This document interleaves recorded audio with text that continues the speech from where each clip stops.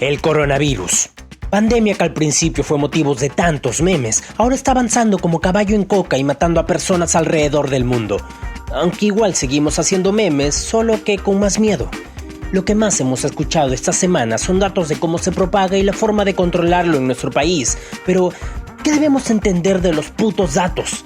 Mi nombre es Camote y en este video les vamos a explicar de forma sencilla cómo funcionan las cifras en Perú y el mundo.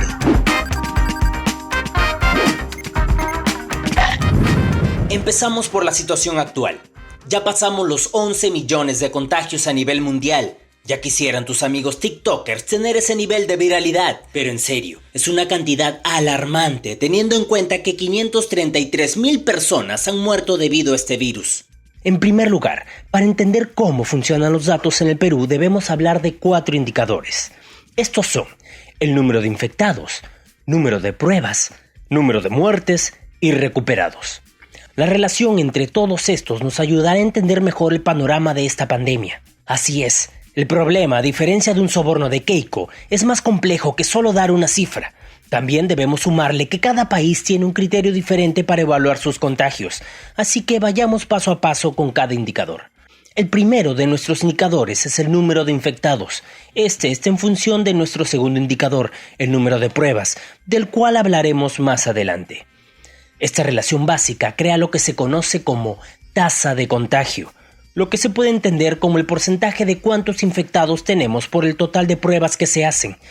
La razón por la que hay un mayor número de casos es que se están realizando un mayor número de pruebas. Por ejemplo, para entender cómo funciona, imaginemos que compramos una caja de manzanas. Primero que nada, ¿quién compra una caja de manzanas? Seguro eres ficho. Si sacamos 10 y notamos que 3 están chancadas, tendríamos solo una idea parcial de la situación. Lo más responsable es seguir sacando las manzanas para saber realmente cuáles son las sanas, para usarlas como pipas y cuáles van para salud. Confrontar datos concretos es una medida muy acertada por parte de nuestro país. Estamos sincerándonos con los datos. Tomar otro camino sería dejar que el gobierno nos mienta y se mienta a sí mismo. ¿Y cómo podríamos hablar de un gobierno que se mienta a sí mismo sin mencionar a los expertos? Venezuela. Venezuela es como tú pensando que al creerte rebelde, tu viejo te va a querer. El pasado 4 de abril, Jorge Rodríguez, ministro para la Comunicación e Información de Venezuela, dijo que hasta ese día habían realizado 123,000% pruebas más que Perú. Entonces, al día de hoy, con esa frecuencia de pruebas, la población total en Venezuela no sería suficiente para que ese número sea real. Tendrían que contar con los que se fueron del país. Así es, hasta el chamo que te traía tu Rappi debería estar en ese número. La única forma de que eso fuera creíble sería si todas estas pruebas se las hubieran hecho a una sola persona, o si solo consisten en pasarles el huevo y ver si están asustados. Según Venezuela, solo tienen 6,750 casos, de los cuales solo 62 han resultado en muertes. Si estos datos son reales, significa que todo ese tiempo ha sido la Wakanda de Latinoamérica. O tal vez esas personas no murieron por COVID, sino que fueron infectadas por el virus imperialista del capitalismo yanqui y Maduro no tuvo más opción que darles el alivio de la muerte. Por el mismo camino va Brasil, país que recordamos por darnos coreografías que repetíamos desde matinés hasta horas locas. El presidente de Brasil y facho local, Jair Bolsonaro, afirmó que el coronavirus está por acabarse. ¿Es en serio? ¿Es en serio? Lo único que está por acabarse es el beso en la boca porque es parte del pasado. Las ideas absurdas de Bolsonaro han provocado que autoridades brasileñas de otros niveles del gobierno estén en contra de las indicaciones propuestas por el Ejecutivo. Y cómo no, si su presidente ningunea una pandemia que a esas alturas debería llamarse John Thanos Week. Pero bueno, suficiente con eso, nos estamos desviando. Vayamos con el segundo indicador, las pruebas. En cuanto a estas, sabemos que hay 2 tipos, la rápida y la molecular. La rápida se queda justamente en eso, ser un rapidín junto a la molecular, la cual da resultados mucho más satisfactorios, si saben a qué me refiero. ¿Ah? Ya bueno, en otras palabras, la prueba rápida sería algo así como un telo de 15 lucas, te saca del apuro, pero no te brinda mucha confianza que digamos. Así es, sigo con los chistes de pavo. Sigamos. Lo difícil al comparar las cifras de nuestros países es que nadie tiene la misma forma de llevar un registro de las pruebas. La OMS no dice cuántos números de pruebas rápidas o moleculares se deberían hacer para que los países puedan comparar sus cifras. Países como Bolivia no dan ninguna información clara. Esto se debe a la falta de parámetros internacionales para realizar pruebas de despistaje. Es un poco preocupante tener a un vecino que pueda ser un peligro potencial y no poder hacer nada porque no está seguro si debe reportarlo, como entenderá la gente del Callao. El tercer indicador es el número de personas que han fallecido a causa del COVID. Si tenemos estos números en cuenta, podemos generar una tasa de letalidad. Comparar el número de personas que han fallecido con los casos infectados y las pruebas realizadas nos da una idea de qué tan peligroso es el virus en realidad. Además, podemos ver qué tan eficientes están siendo las medidas de salud. En algunos países hay un mayor número de infectados, pero su porcentaje de fallecidos es menor. Chile, nuestro país hermano, ese hermano que siempre se quiere quedar con tus cosas, nos dará un buen ejemplo de lo que no se debe hacer, como querer quedarse con tus cosas. El país de Condorito hizo plop cuando su ministro de Salud dijo esto. Tenemos 898 pacientes que ya han dejado de ser contagiantes. Estos son las personas que han cumplido 14 días desde el diagnóstico o que desgraciadamente han fallecido. Sin embargo, 2 días después, el mismo ministro aclaró que no cuentan a los fallecidos en el mismo grupo de los casos recuperados, sino que es una definición que aconsejan expertos internacionales. Por consejo de expertos internacionales. Tal vez los expertos en hablar cojudeces. Pero si deciden seguir por ese camino, esperemos decidan patentar esta cura para que nadie más la use. O fácil, deberíamos patentarla nosotros para que quieran decir que es suya. El cuarto indicador es el número de recuperados. Esto depende de las medidas que nuestro sistema de salud tome para cuidar de los casos hospitalizados y la población en general. Mira, yo sé y ustedes saben que nuestra relación con sistema de salud es complicada, en el mejor de los casos. Y por complicada me refiero a que es tóxica y que bordea el abuso. Pero bueno, no estoy aquí para juzgar a nadie. Echándole un vistazo a las medidas tomadas, sabremos si estamos controlando la situación o si se está yendo de nuestras tercermundistas manitas. Como mi viejo. Papá, regresa, por favor. Revisemos las camas UCI. Para los drogos que nos vean, que a estas alturas deben estar bien dengues, UCI no significa última compra ilícita, sino unidad de cuidados intensivos.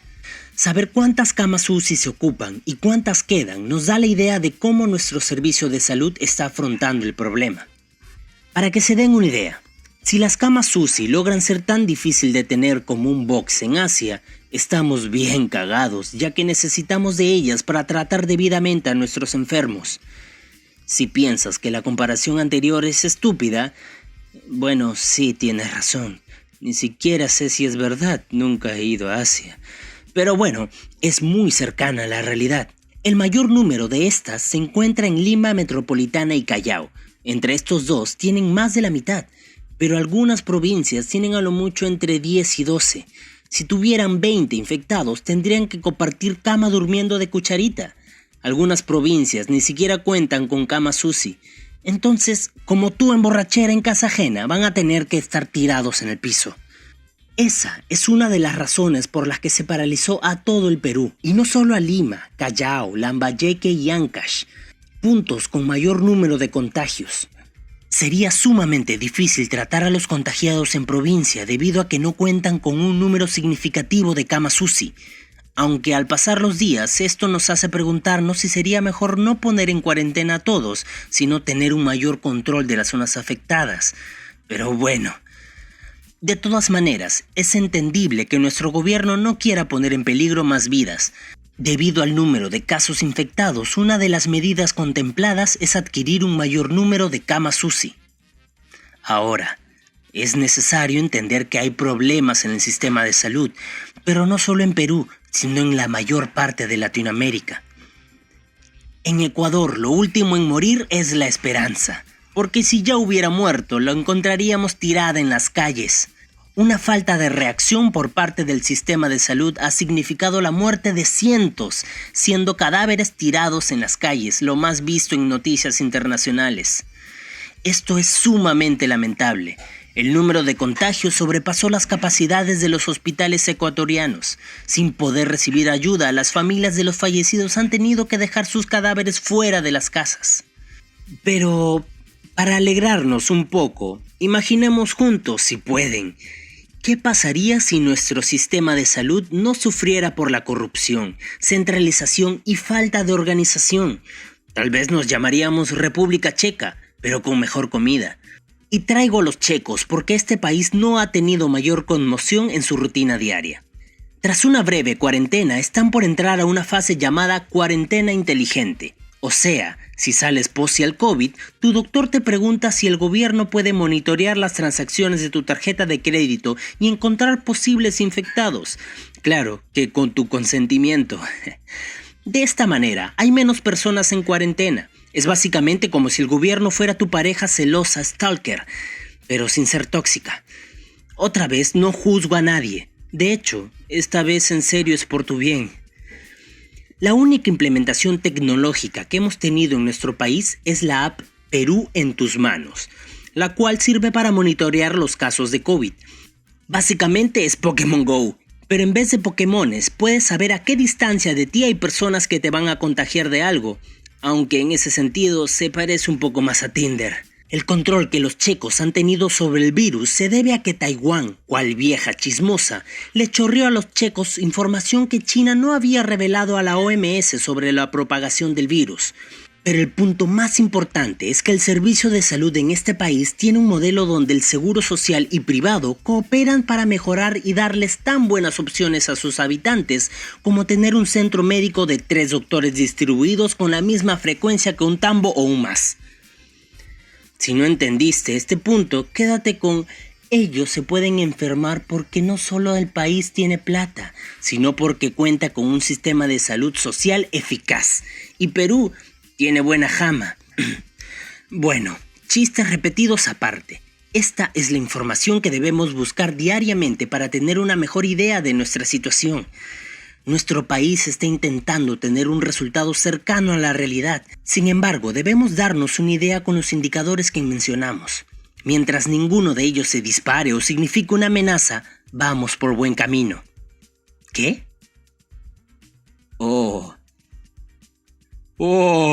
Yara.